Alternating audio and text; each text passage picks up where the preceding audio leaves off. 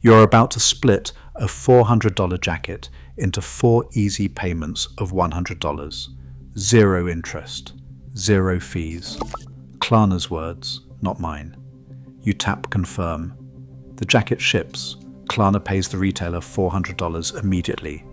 You pay Klarna back $100 at a time over the next 6 weeks. Here's the part nobody tells you.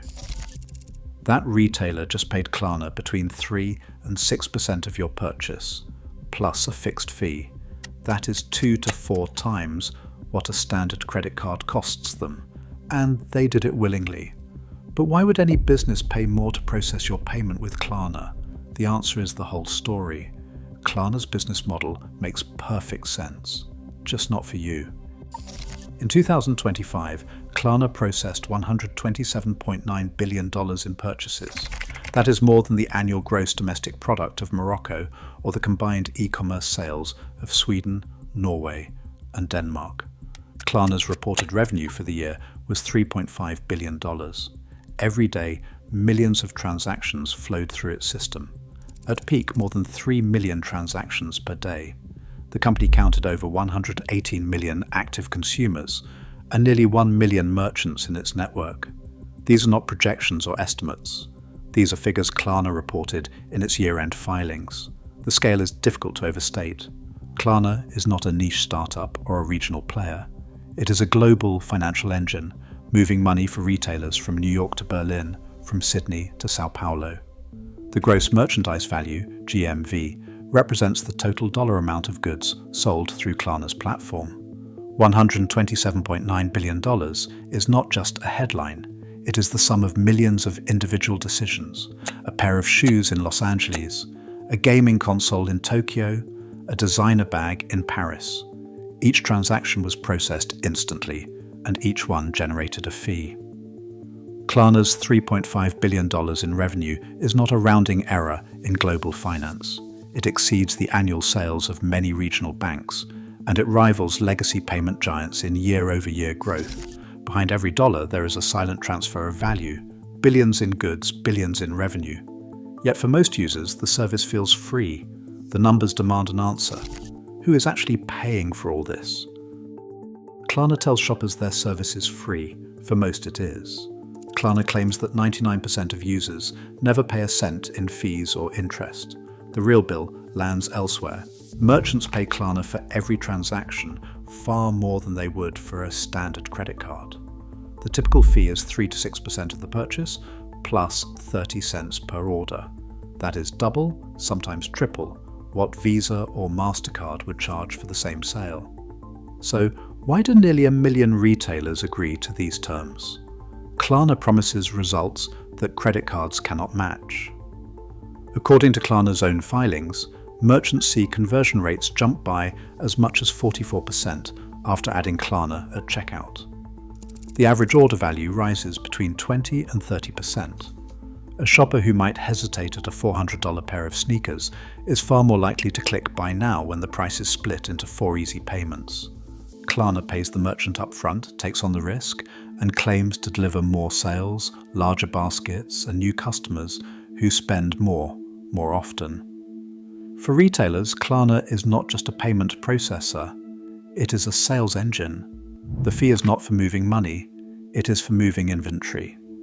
Klarna's cut comes out of the merchant margin, not the shopper's wallet. The economics are clear. Merchants fund the system because Klarna delivers what they want: more revenue, fewer abandoned carts, and access to millions of buyers who are primed to spend. Interest income is no longer a side business for Klarna. In 2025, the company's fair financing product, longer-term installment loans with interest, posted a 165% year-over-year surge in gross merchandise value. In December alone, fair financing grew 193% compared to the year before. Klarna's balance sheet now carries billions in consumer loans. The company earns a growing share of its revenue not from merchants, but from the interest paid by shoppers who stretch payments beyond the standard 4 installments. The other lever is penalties. Klarna's reminder fees, charged when a payment is missed, have steadily increased as a share of total revenue. In 2022, these fees made up 12% of transaction and service revenue. By 2024, that figure had risen to 16%. Klarna's filings show that while most users pay nothing, a small but rising fraction are paying more and paying later. These late and reminder fees are capped by law in many markets, but the volume of consumers falling behind is enough to make the revenue line visible in annual reports. The numbers are clear. Klarna is evolving from a pure payments platform into a lender. The more shoppers finance purchases, the more Klarna earns from interest and penalties. That growth comes with risk. As the company pushes deeper into lending, the margin for error shrinks. Credit losses must be managed. Regulatory scrutiny intensifies. The business model begins to look less like a tech platform and more like a modern bank, one that depends on a steady stream of late fees and interest payments to keep the engine running. Merchants do not just pay Klarna for payment processing or lending. Increasingly, they pay for something else: access to high-intent shoppers inside Klarna's own ecosystem. In 2025, Klarna's advertising business expanded far beyond banner ads. Retailers bid for promoted placements at the top of the Klarna app and website, prime real estate shown to millions of users already primed to spend. The logic is simple. If a shopper is browsing Klarna, they are not window shopping. They have payment credentials on file. They are ready to buy. For merchants, paying for visibility inside Klarna is more than marketing. It is a shortcut to the checkout page, bypassing the friction of traditional ads and driving measurable sales. Klarna's filings show merchants paid nearly $200 million for this privilege last year. But the company's position is not just about ad revenue. Klarna has built structural defenses that make its business hard to disrupt. First is the two-sided network. With nearly 1 million merchants and over 100 million active consumers, every new user makes the platform more valuable for everyone else. Second, Klarna operates as a licensed bank in Sweden. This lets it fund loans with consumer deposits, cheaper and more stable than wholesale debt. Third, Klarna's data advantage is growing. Every transaction, every click, every repayment builds a behavioral profile. The company claims revenue per employee has tripled since 2022, as automation and machine learning replace manual underwriting and support. These moats, including the network, the banking license, and the data, give Klarna leverage over both competitors and merchants. But even the strongest defenses can crack. The company's filings reveal early signs of strain. Costs are rising faster than revenue. In 2025, Klarna's transaction costs jumped 31%.